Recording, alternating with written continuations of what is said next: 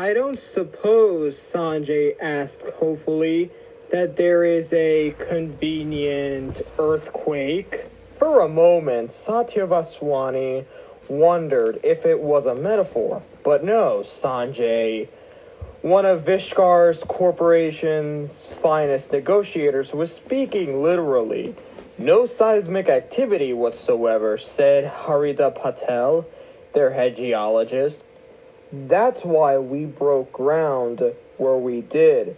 You'll remember I did warn you, could there have been a convenient earthquake? Harita looked increasingly distressed. Unfortunately, it's clear cause and effect.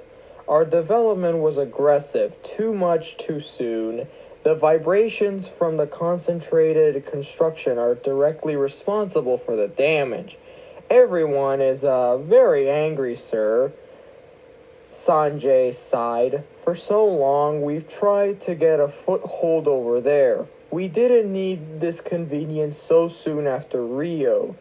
We was, of course, Vishkar Corporation over there, referred to the city of Rashani's largely undeveloped section across the river. And inconvenience referred to the image Satya now regarded.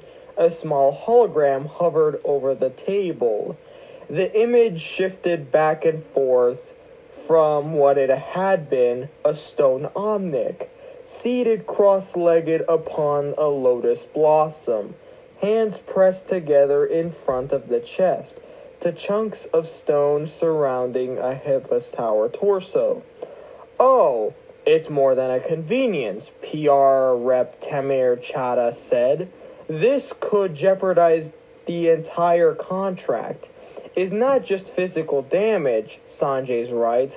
The entire event will be perceived as an insult. If we don't fix this, and fix it perfectly, we could kiss any further development in this area goodbye. Fortunately, Sanjay said, turning to Satya, we have the premier hard-light architect in the world right here at Vishkar. You were born in a small village like Saravasa, Satya. Of course you'd volunteer to help, right? It was a rhetorical question and Satya knew it. If we don't put you on this quickly, immediately, Tamir interjected, yesterday, we're going to lose this window. We've got to give Saravasa something important to show how upset we are that we accidentally damaged something so precious to them. We are not upset about that, Satya thought, but did not say she had gotten used to this at Vishkar. We'll send you over now, Sanjay said. Find out what they want, a retreat center, a nice lump sum for repairs. We'll even rebuild the temple ourselves. Whatever it costs. It's a drop in the bucket compared to the loss of development rights. Drop in the bucket was one of those phrases that, like kissing development goodbye, had confused Satya when she was younger. There was no bucket, no drop, and certainly no kissing. Now, though, she had learned to, what was the saying? Roll with the punches. Who was the figure of? Satya asked, looking again at the hologram, at the broken neck and severed head. She looked away. Disorder. Sanjay looked to Tamir. Aurora? Tamir said, consulting his notes. Aurora, the first sentient omnic who sacrificed herself in order to grant sentience to all others. She was more than simply a famous omnic, Satya said. They will not want money. We must offer something better. It's your job to find that and make it happen, Satya, Sanjay said. He gave her one of his warm smiles, his eyes kind. I know you can. Do whatever it takes. We want nothing to do with Vishkar Corporation, said Sarpanch Ranish Growal, the head of the local government of Saravasa. You've done enough. Word had somehow gotten out about Satya's arrival and mission, said Grawal, along with a small scowling crowd had gathered to confront her, while the coral painted stone walls threw shadows in other areas. The villagers and the interlopers stood in the sunken, checkerboard tiled courtyard outside one of the temple's entrances. Here, the sun beat down mercilessly, and the golden domes of the temple gleamed so brightly one couldn't look at them directly. Growal's face was drawn in lines of anger, an emotion reflected in the other faces. There were a few omnics toward the back, at least they were not shouting at her. It is because of what happened that I offered my aid, Satya said. To do what? Build a skyscraper of glittering blue hard light? You think that's what we want? I do not know what you want, Satya said simply. Of course you don't, someone cried. Vishkar doesn't care, yelled someone else. I care, Satya said. The thought of the shattered statue, broken and headless, was embedded in her thoughts. May I at least enter the temple? When the Sarpanch hesitated, she added, I thought that we were all welcome here. One of the omnics in the back, clad in a simple robe, extended an arm toward the temple. Satya nodded her appreciation and stepped through the open wooden doors, still feeling the eyes of the angry crowd boring into her back. Inside the temple was lit only by candlelight, and noticeably cooler. The walls were not painted with the same warm coral hue as the exteriors, instead decorated with bas-relief carvings of fish and tigers. There were places where the stones had broken, shaken by quakes, and settled cracks that marred the walls, ceilings, and stones. A faint smell permeated the area as if the stones had absorbed the scent incense. The fragrance evoked the one good thing about her childhood, the occasional visits to peaceful temples. They had been so rare she had all but forgotten them. Is it true that you do not know what we want? The voice was metallic and definitely not human. Part of it was jarring, like nails on chalkboard, but the undertone was soothing. The omnic who fell into step beside her was the same one who had granted permission to enter.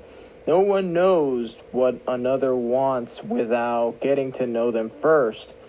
Are you a priest here? Satya inquired. Only a pilgrim. My name is Zenyatta. Vishkar taking responsibility is a gracious thing, but it means nothing if the help is not actually helpful. I would certainly like it to be. They continued down the corridor. If you wish, I can assist you in understanding our people, our faith, and our community. You are welcome to stay with us. Stay? The word came out more harshly than Satya intended. Here, thoughts of the desperate poverty of her childhood splattered across her mind's eye. The stench, the press of people, the empty bellies, the murky drinking water, the helplessness of her parents to do anything about it. At the temple, Zenyatta said, as pilgrims do. I am not a pilgrim, Satya replied. I am an architect. She was here to do a job. It was important that they understand this. Zenyatta lifted his metallic arms in a shrug.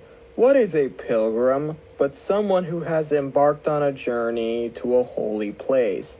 The word itself does not matter. Will you, Satyavaswani, stay?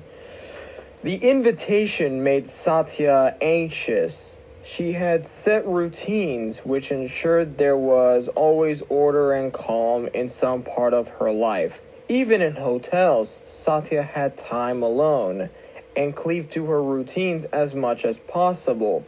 Zenyatta continued, "You have a reputation of designing appropriately for a building's purpose. There was no shame in understanding this temple's purpose, Miss Vaswani. Everyone begins in ignorance." Satya couldn't argue with his reasoning. She knew about Aurora, but not the way Omnix did.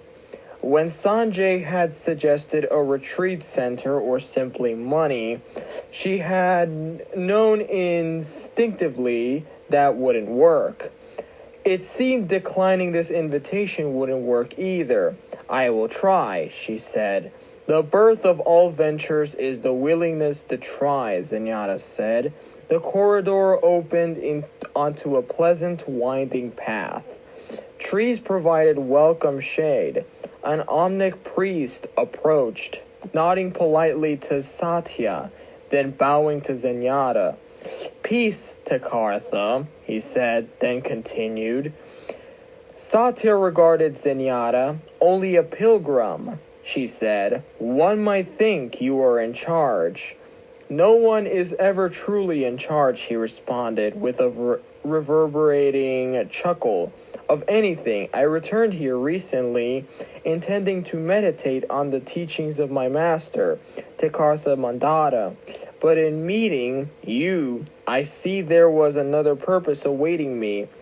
"I know about Mandata. He was killed," Satya recalled.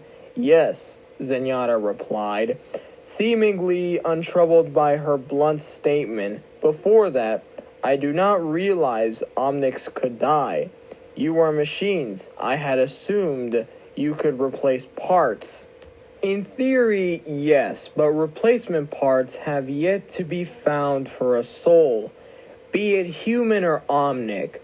Did Omnics have souls? That was a very large question, and Satya needed time to think about it. She returned to the subject of Mandata. "He was assassinated," she continued. "I did not understand why. He was not inciting violence." Mandata deplored violence. Many, including myself, believe he was killed by those who disapprove of building bridges between humans and Omnics. "Building," Satya said. "The first bridge that came into my head was a literal one." I too was quite literal. At first, although Omnics share sentience with humans, I found them to be so perplexing. They would say things such as, "Lend a hand," or "Cat's got your tongue." But their hands were flesh, not metal. How could they lend one? And how might a cat obtain their tongues? Were tongues detachable? I had some very interesting pictures in my head for a long time. Satya laughed, confiding, "That still happens to me sometimes." He bent his shining head close to hers and whispered, "Conspiratorially, me too." The path culminated at a set of steps leading to a large domed area that was clearly the main shrine. The dais upon which the statue had sat was ringed with a small pool, with pathways leading directly to the figure. Other pilgrims, some human, most Omnics, sat on pillows, their bodies in the same position as the statues, or rather, as the statues had been. Satya felt uneasy as she regarded the debris. It was one thing to have seen a small holographic depiction of it in the clean, almost sterile Vishkar Corporation boardroom. It was another to see it writ large, very large indeed, and in front of her eyes, she took in the shattered arms, the broken head. Satya realized that Vishkar had sent her here so quickly that a complete cleanup had not yet occurred. "It must distress you," she said, to see your deity broken like this. Aurora was not a deity, Zenyatta corrected gently. She was just like us, except she was the first. Satya tried to focus on the statue's face and not the damage and dust around it. You do not pray to her. No, Zenyatta replied. We reflect on her life and death. We offer gratitude for her sacrifice and the gift she gave us. The statue was a good likeness of her, but it did not capture who she was. Aurora was curious. She wanted to learn about the world and its people, to understand what makes humans human, Satya said. Zenyatta nodded, the first of us to struggle with that, and we still struggle from time to time. All Omnics see a bit of ourselves in her. So do I, Satya thought, but did not say. What would it be like to be the first Omnic, to abruptly have self-awareness thrust upon her, trying to make sense of everything? It must have been nearly impossible, with no precedent to follow. Her way, your way of thinking must be so very different from ours. People do not need to understand how someone thinks in order to respect or even love them, Zenyatta nodded, or simply to be a friend. The temple was a place where Aurora was welcome and accepted as she was, with no judgment. But she did not stay. No, the reverberating metallic voice was sad, and Zenyatta's head drooped slightly, and Aurora had another destiny, another journey, one that many others have taken since. Did you know that this temple is now the first stop on a pilgrimage inspired by her? I did not. Aurora grew with each place she visited, each person she met. Her physical journey took her to Nepal, her spiritual one, to a place of such selflessness that she would sacrifice herself on the mere chance that we, too, could also experience sentience. Wait, she did not know it would work. Satya was surprised. Self-sacrifice for others was always noble. Choosing the path without certainty, knowing that fail or succeed, she would be lost, made Aurora perhaps the most courageous individual Satya had heard of. Zenyatta shook his head. No one could be sure it was possible she could die in an attempt, and any chance of Omnic sentience would die with her. So perhaps now you better understand why we were so devastated when her statue was destroyed by your company's development. Vishkar wants to make things better for everyone. The words came quickly, automatically. I have worked on many projects that have improved lives by providing houses, clean drinking water, clinics, luxury retreats, expensive clubs, condominiums with prices as high as the skyscrapers that contain them. I'm certain you have, Zenyatta replied, but helping people can take many forms. It is important that you are happy. She floated Sanjay's suggestions just to make sure, perhaps a retreat center or a new temple entirely. We welcome all visitors, of course, Zenyatta said. His gaze not on her, but on the ruined statue. But in my life's journey, I have seen too many things of beauty, of true spirit, become more tourist attraction than sacred space. Those who are meant to come here will. Their path will be laid for them. stone by stone as they walk it. As for a new temple, this one still serves. While there is energy in the new, there is power in the ancient, Satya, even if it is fragile. When we are deep in meditation, we can almost hear the whispers of the myriad voices spoken within its walls over the last 1,000 and more years. Smell the incense offered with love from many hands. A soft chime interrupted her train of thought. "Ah," said Zenyatta, "time for the midday meal. A good place to begin your stay." He cocked his head, reading her expression accurately. "I regret that my solution, having you stay here, distresses you. We find great comfort and purpose in our routines." "I do too," Satya said, adding as politely as she could, "My own. That is, it means much that you are willing to undergo discomfort to fully embrace this project.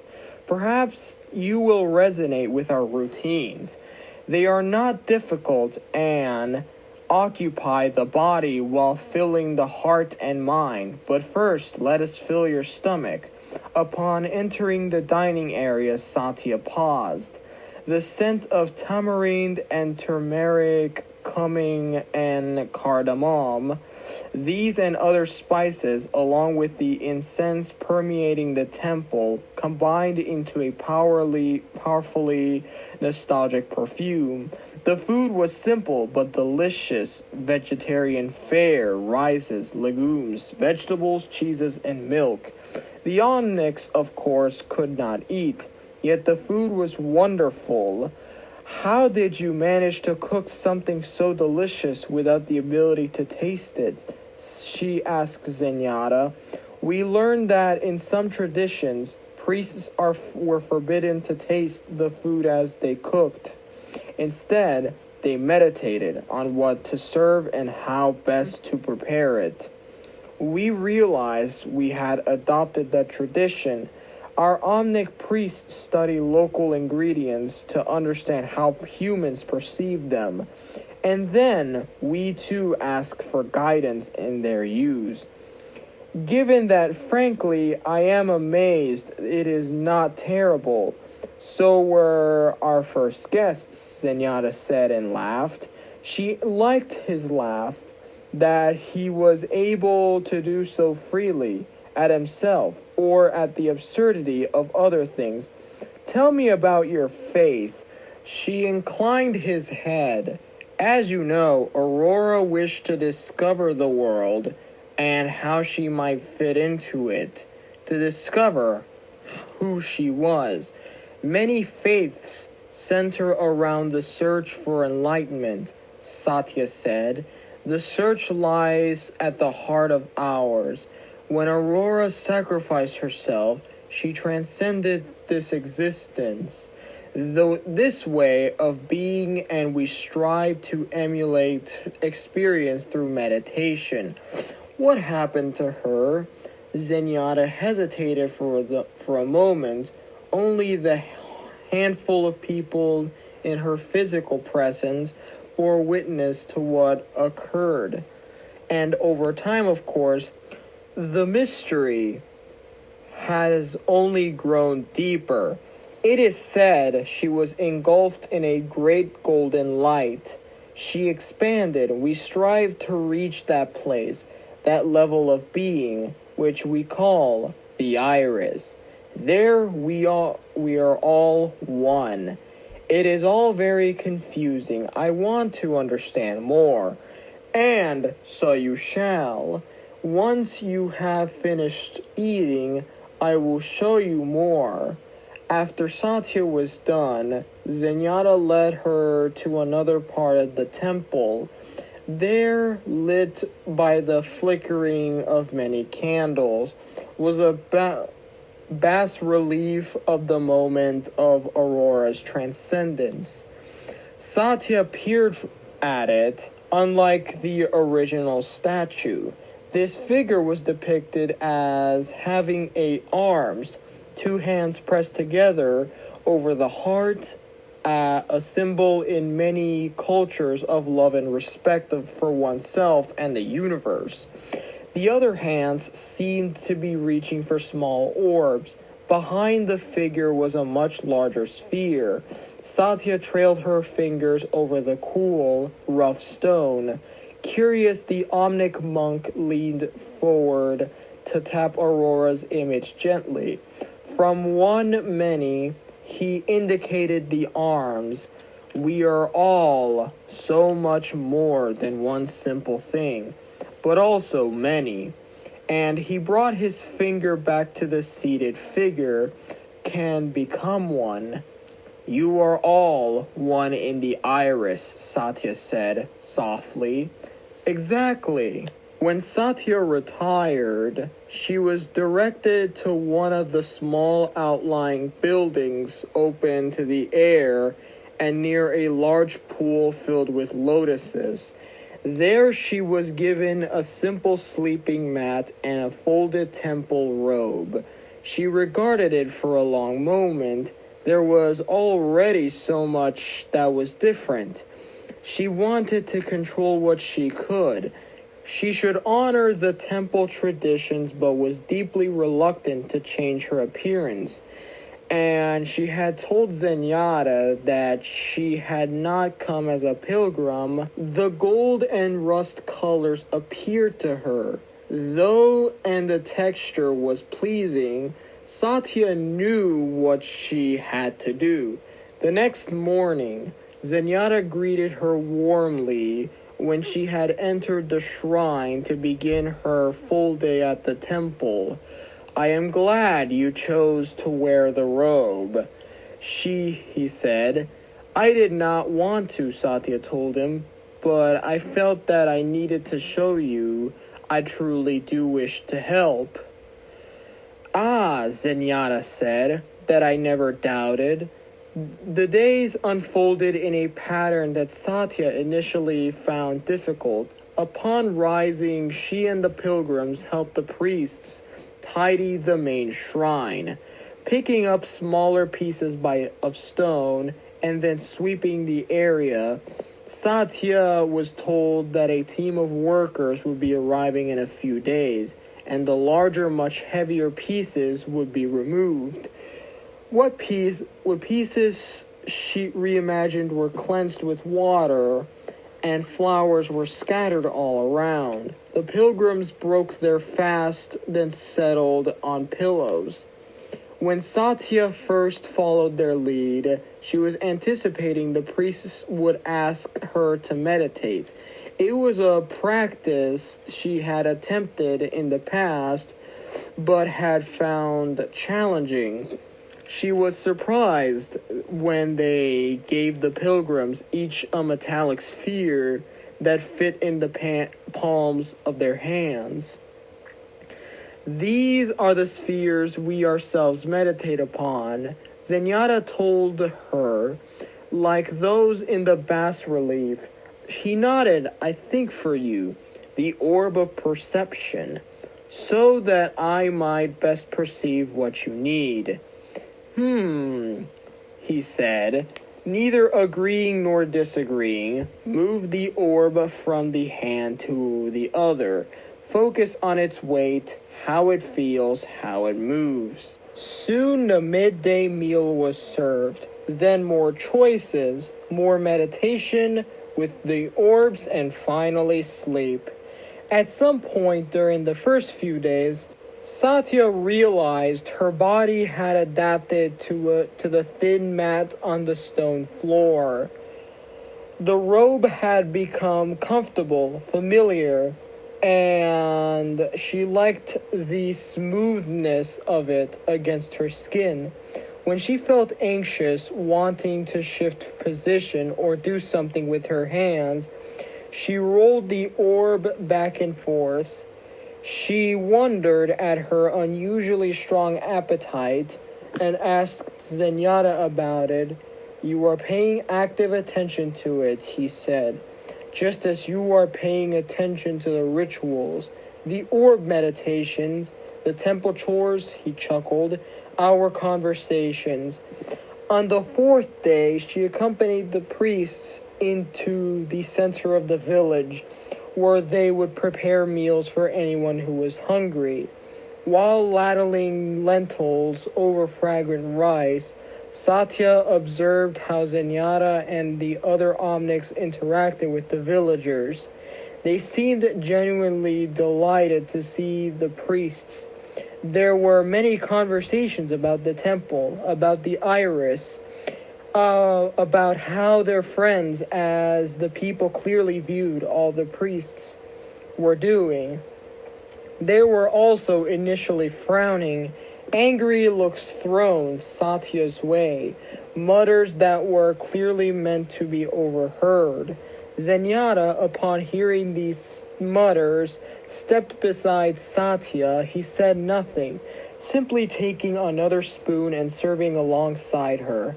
Some of the looks softened. Satya was not offended by the reactions, but appreciated Zenyatta's silent support.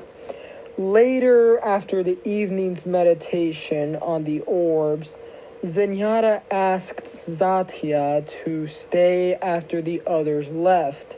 She shifted uneasily on the pillow. Every time she saw the ruined chunks of the statue, she wanted to do something about it. Did you enjoy our work today? Zenyatta asked. Yes, she said, although it is distressing to see many still hungry, she thought again of her childhood. Zenyatta nodded somberly and cited, and what happened after they ate and during? They talked and shared and laughed. She knew that there was so much to fear, to resent, to be angry about. And yet they laughed. The food is made with care and offered freely. They do not have to give us money or even share our faith. It doesn't matter, we connect. He gestured to the statue. We have been doing this since Aurora stopped here. So many years ago, they are nourished, Satya said. Her fingers shifted the orb of perception from one hand to the other, trying to keep up with her flying thoughts, not just by food. There are many ways to feed that which hungers, Satya. Food is the most important, she said practically. It is indeed, he agreed. If you tend to the body, the mind is freer. Open, ready to change and learn. The orb was smooth in her hands, and she looked down at it. For hardlight architects, we gather what we sense and bring it into being. Most of us use very precise moments. Exact, I can appreciate that, but at the same time, I've always found it hard to sit still. The orb rolled from hand to the other. But when I create, I use Kathak dance movements as a child. When I felt agitated, dancing calmed me. I find the meditations with this. She indicated the orb calmed me too. Satya avoided his gaze. She did not often discuss how personal the craft was to her. Well, she amended, I use what I remember of the dance motions. My movements are far from perfect. And yet you dance to weave light. Zenyatta said, you bend reality, Satya, to produce art that has purpose. Perfect art is sterile.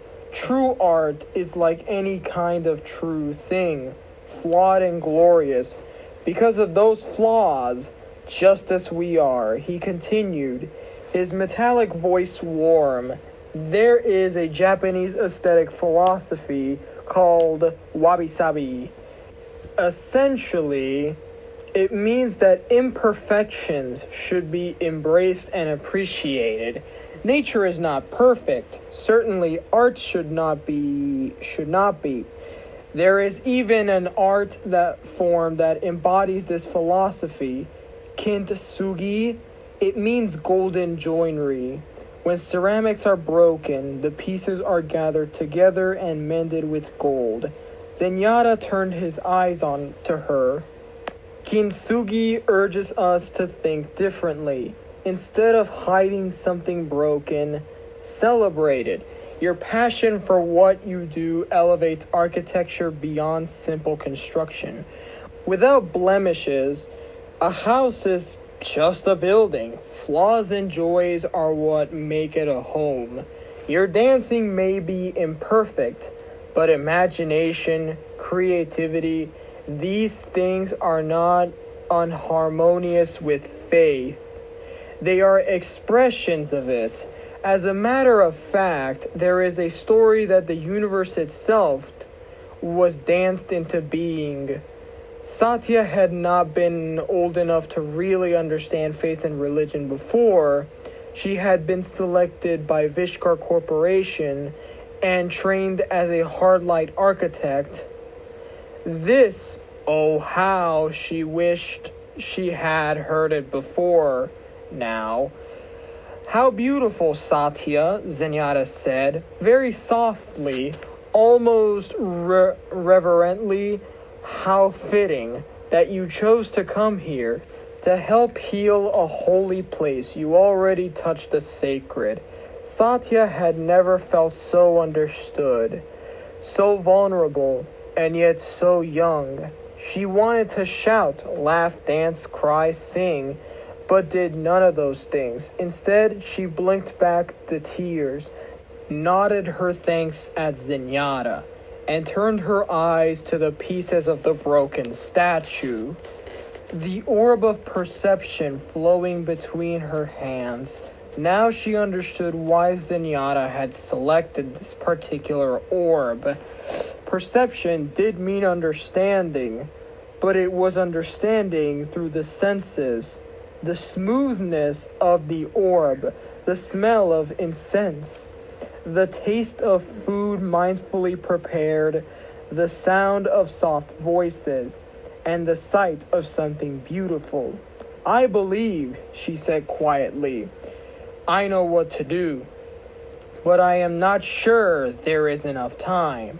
We must begin at once. We? Yes, Union, she said and realized she was smiling. It had taken almost every waking hour of the days that remained of Satya's stay, but she was ready for what Sanjay called the unveiling. Although there was no veil, when Satya began to dress for the big event, she automatically reached for the purple and white corporate uniform she had first arrived in. Then she paused, regarding instead the gold and rust robe she had worn during her stay. Zenyatta was waiting to accompany her to the courtyard. When she emerged, he seemed surprised. But you are not a pilgrim, he said, referring to the temple robe she wore. What is a pilgrim? But someone who has embarked on a journey to a holy place. She said, quoting his own words, It is true that I did not intend to become one, yet here I am. This, and she indicated the robe, is the woman who learned about Aurora. So this is who I wish to be when I present my work to the world. Perhaps I will be her more often going forward too. You have taught me that much in the world is sacred, even if it first seems ordinary, and there is always more to learn, especially from good teachers. Satya did not think she would ever learn to read the subtle changes that conveyed omnic emotions. But she felt there was no other word for it, that Zenyatta was deeply moved. She and Zenyatta now stood in the same courtyard where the Sarpanch Ranish Rawal had admonished Satya a week ago. He was here now, too, along with temple priests, pilgrims, villagers, and others. He still looked like he didn't trust her. So came an amiable voice. No retreat center then, Satya turned, surprised that Sanjay had come in person to the event.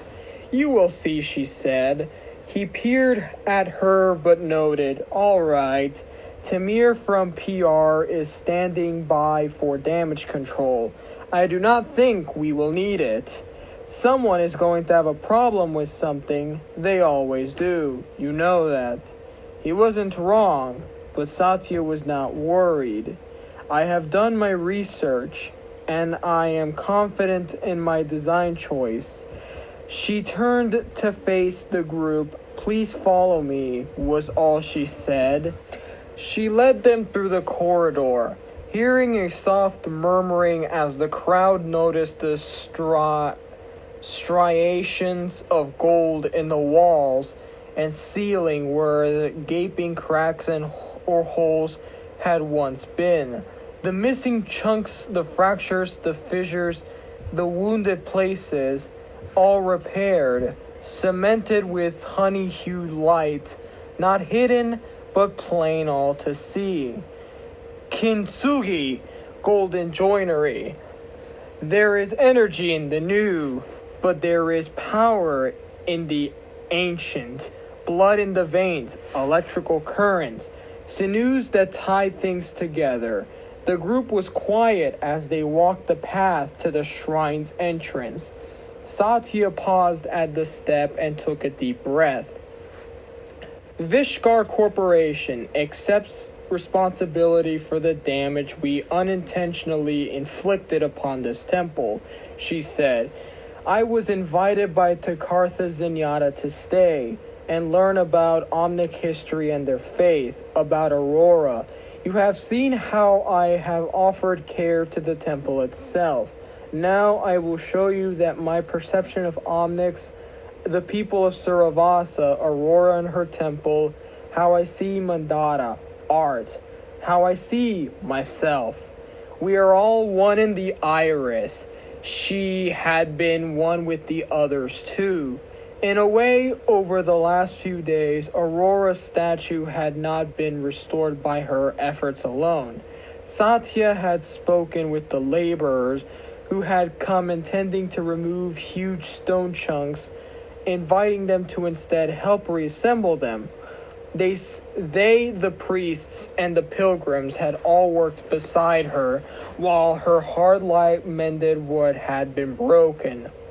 And so, the statue had not been replaced, it had been transformed. The sunlight bathed it in liquid gold. The enormous fragments that had toppled due to Vishkar's negligence were united by rivulets of aurorate light. A necklace of seeming gold marked the joining of bowed head and throat. Hard light also graced the once fractured folds of clothing. Bound articulated fingers again to hands that pressed together in devotion. Satya had been moved by the iris's concept of unity, but Aurora's story of transcendence touched her even more deeply. Satya's work here was not yet done. She lifted her arms, settled herself, and began to weave. She reached into empty air, fingertips sensing, grasping, pulling, shifting the orb back and forth, shifting perception, stretching the thin strand of golden-hued light between her fingers, gathering radiant threads into a ball. Satya thought of the wonder Aurora must have known, of her confusion and discomfort, and the great love that enabled the first Omnic to surrender her unique, precious life for others.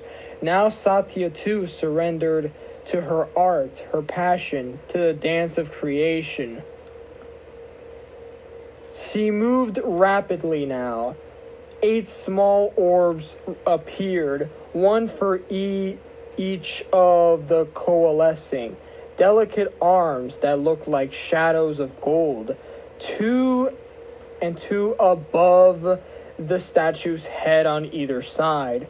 One set of arms reached down to lift others. The middle set was spread wide to bless and welcome seekers. And the final two hands pressed their palms together over the head, echoing the position of those over the heart. Unity, the last thing.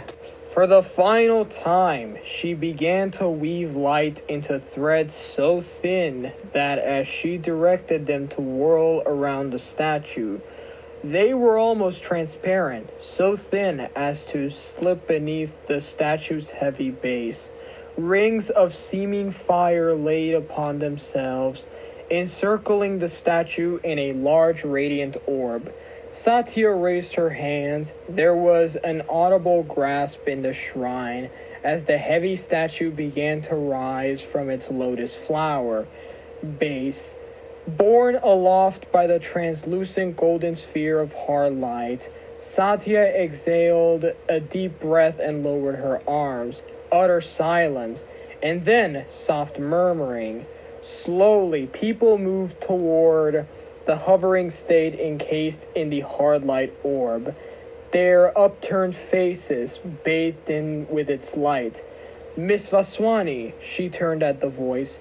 Sarpanch Grawal stood beside her, smiling. Forgive me, I misjudged you. This couldn't be more perfect. Yes, it could, Satya said. This is precisely the point.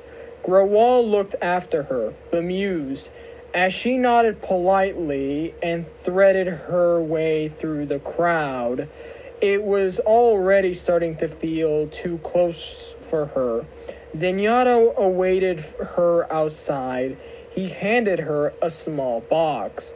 To remember us by, a scent wafted up, incense. Thank you, she said. Nothing could be better. You are always welcome here, he said. To the approaching Sanjay, he remarked, every dawn brings a new chance to choose our paths. I hope Vishkar Corporation sees that now. He bowed, then turned, heading back to the courtyard.